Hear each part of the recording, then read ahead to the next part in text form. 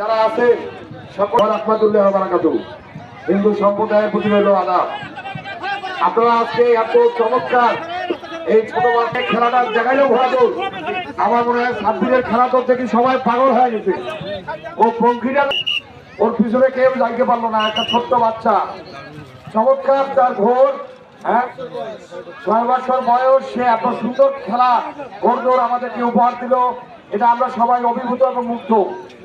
আমি সবার কাছে গেলাম, পায়ে হেঁটে গিয়ে সবার সাথে সরাসরি সাক্ষাৎ করলাম।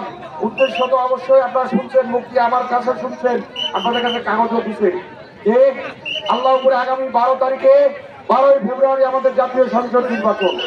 আমি আপনাদের এলাকার সন্তান, আপনাদের কাছে অনুরোধ যে পীরগাছাবাসীর জন্য এবারের সুযোগ, আগামী জাতীয় সংসদ নির্বাচন 12 তারিখে আপনারা এলাকার সন্তান হিসেবে আমাকে আপনারা নির্বাচিত করবেন, ভোটটা করে লাঙ্গল মার্কার প্রতীকে আমাকে দেবেন।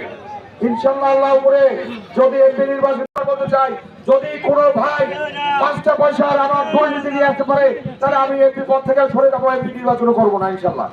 এই সাহস আমার ভিতরে আছে। যে অসমাপ্ত কাজগুলো আছে এগুলা সমাপ্ত করার জন্য আমাকে একটা বারের জন্য আপনারা সুযোগ দেন। আমি আপনাদের সেবক হয়ে থাকতে চাই, শাসক হয়ে না। আমি আপনাদের কারো ভাই, আমি আপনাদের ভাই কারো ভাতিজা হয়ে থাকতে চাই।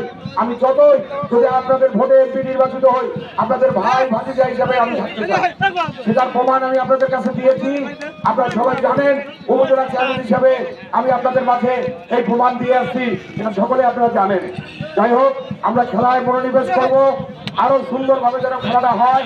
আপনাদের সবার কাছে দোয়া, এবং আগামী 12 তারিখে আমার প্রতীক লাঙ্গল মার্কায় দল মত নির্বিশেষে পীরগাছার মানুষ আপনারা ভোটটা আমাকে দেবেন, এই আহ্বান রেখে আপনাদের সবার সুস্থতা মঙ্গল কামনা করে আজকের